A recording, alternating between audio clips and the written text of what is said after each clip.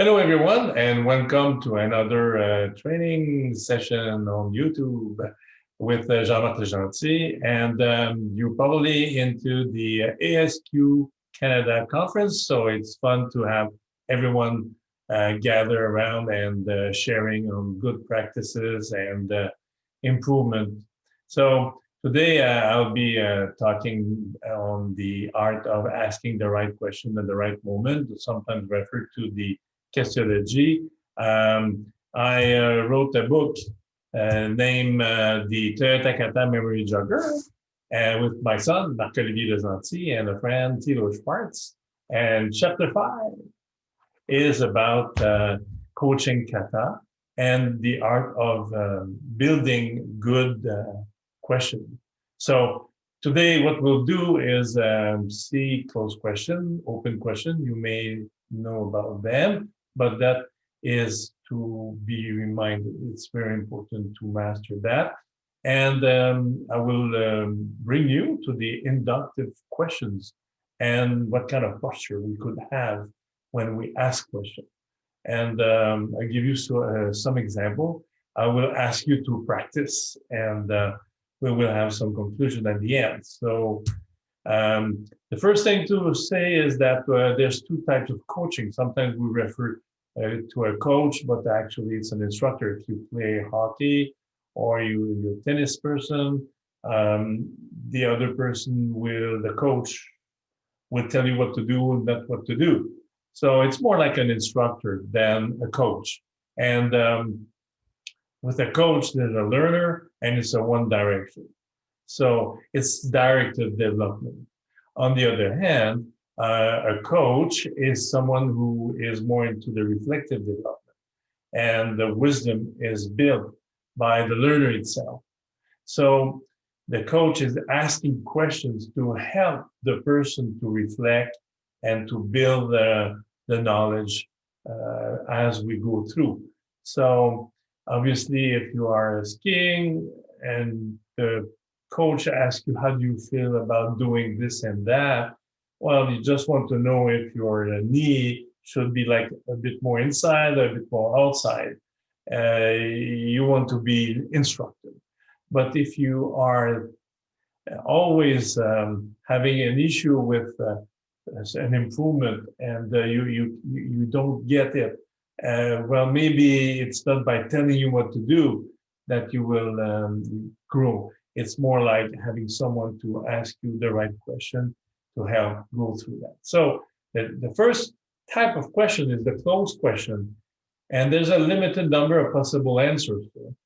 Are you free today? Yes, no. Do you know about this event? Yes, no. Have you ever been trained on this software? Yes, no. Do you agree that if we put all the efforts, we will succeed? No. How long have you been in business? This one might be an open question because the answer could be a variable. So it could be like 25 years old, 25 years, something like that. So it's applicable when you want to have something very specific, but you see that it's very limited. And a good exercise is to practice writing very close questions that can be answered only by yes or no. So maybe you want to go on a chat with friends and you develop some close question. Now, the open questions are a bit different. The open questions provide an infinite number of possible replies. It begins by how, what, why. So, how are you? How things are going at work? What do you do for a living? What was the issue yesterday? Why are you not happy? Why the machine broke down? So the open question is really interesting because it opens the scope, and you could have a bit more of the answers or the history of what you're talking about. So it's very applicable when you want to know more, when you feel that the other person has a lot of things to tell you or to just to tell. One issue, though, is the fact that it is very open.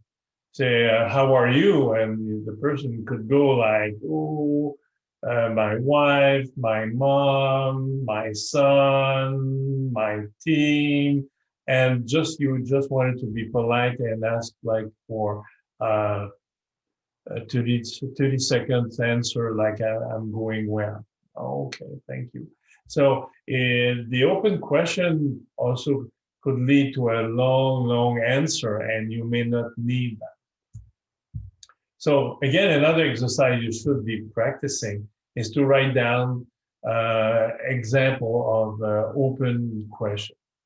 And with a teammate, you could compare if the question really is a close or open, and you could try to improve that.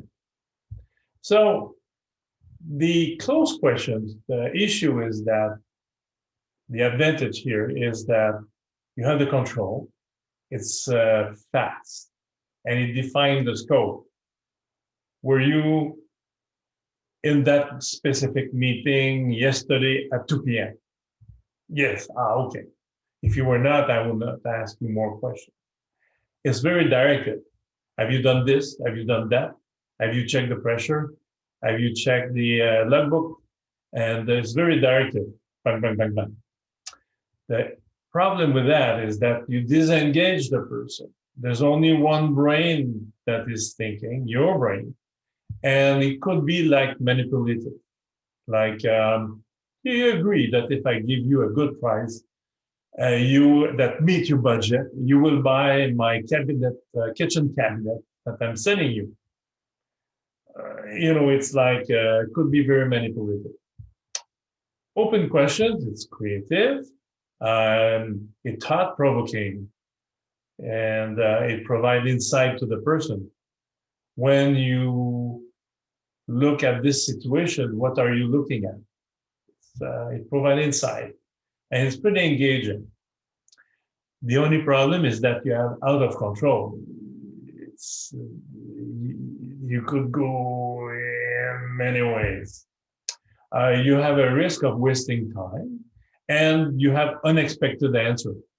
You could ask the person what happened with the software, and the person could start to talk about the bad spirit of the development team, and you didn't want to address that issue. You just wanted to know where the software is up. So that's why we develop inductive questions. One exercise that you could do with a teammate for closed questions and open questions could be that for 3 minutes, if you're in person, or 2 minutes, 3 is fun. 3 minutes, you ask only closed question to the other person, and the other person could only answer yes or no. And you switch role. And then you use the open question that you had prepared before, and or about the same subject, if you want. And then person A will ask open question to the other person for 3 minutes, and then the other person does the same. So after 12 minutes of exercise, then you could discuss among yourself how you felt with the closed question and how you felt with the open question, and what was the contrast. I don't give you a scoop. I want you to practice it, play the role, do it for fun. It's interesting, and you see. Now, inductive questions. Actually, you want to open the closed question, but you want also to close. You want to open the closed question, but you want to open the open question. You want to open the closed question and close the open question. There I am.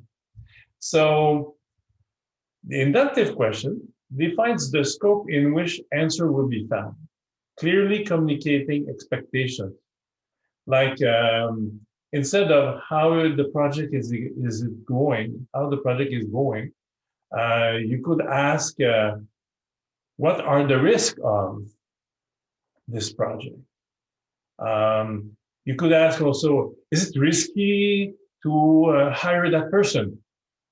You could have a better question by asking, what are the chances of success of hiring that person? Why don't you want to do it like that? Okay, yeah, there's a specific way to do things. You could ask, what are the limits of such an approach you're proposing, to have the person reflect on the risk associated with the approach. So the point here is that with an inductive question, and we'll dig a bit more, the point with the inductive question is to ask an open question, but in a certain posture, in a certain area. You don't want to just ask a very open question. You want to know, here is, you want to know the risk involved with that approach. So you don't ask, is it risky? You say, what are the risks associated with your approach? And it's a bit more specific. You want the person to elaborate on that, but not on all the subjects in the world, just about the risk of that specific project or initiative. So from the right and to the left, let's say you are into healthcare. Are the patients receiving good care? Yes. Tell me about the care your team delivers. It's a bit better, but it's a bit on the spot. The best would be, how do nurses keep you posted on the next steps of the patient treatment? So you see, the last one is about the nurse and the communication to the patient about the treatment coming up. The second one, tell me about the care your team delivers, could end up as, oh, the nurses are nice and they bring a good lunch and I'm never starving. Or when someone visits me, they take the time to chit chat, which I appreciate a lot. No. You just wanted to know if the procedure to inform the patient on the next step about the patient treatment, is it done well or not? So, are the patients receiving good care? Tell me about the care your team deliver. The inductive question will be, how do nurses keep you posted on the next steps of the patient's treatment? So why we want to do this, asking inductive questions? Because we want to develop performance and we want to develop talent. So you have, when you coach someone, before asking a question, you have to verify with yourself what your intentions as a coach. You have to determine what you want the learner to improve or develop. It's just not like asking how things are going around. Let's pretend the learner is not involved enough on the floor, involved with the customer. Well, then maybe you want to ask inductive questions about that aspect. You have to determine what you want your learner to understand. Maybe you just don't want to check the person. You want to understand a bit better what you want the learner to understand. And then you could choose your posture. So these are the inductive questions. So the inductive question postures are four. You could decide that you want an answer that is more like observer. You want to know what the person has observed. Like if you ask someone, what happened? You put the person, the learner, in the position of telling you what is observed, how much money was spent on that project. You're not involved. It's just like you tell what's going on. You have also a posture of actor. You want to understand what was the role of the person. Maybe the person you're coaching is never involved, just stay in the office, read the data, go on the computer and check everything and ask questions or send text, but never get involved. You want to know how the person is involved, or the vice versa. Maybe the person is always like all the fingers in the pie, and I'll do it, and never delegate.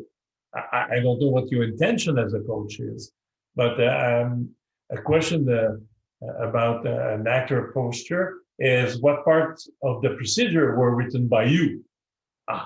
Okay. It's really specific. What was your direct role in that, whatever?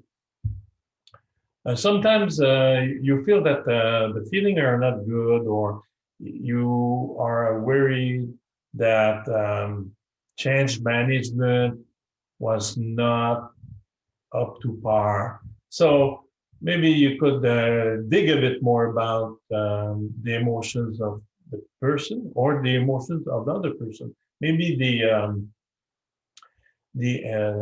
intelligence of the emotion is not there with the person you're coaching. So emotional intelligence. So those questions are interesting to ask. What do you see as the emotional response to the new policy enforcement? Well, I don't know. I told them, and really they have to do it.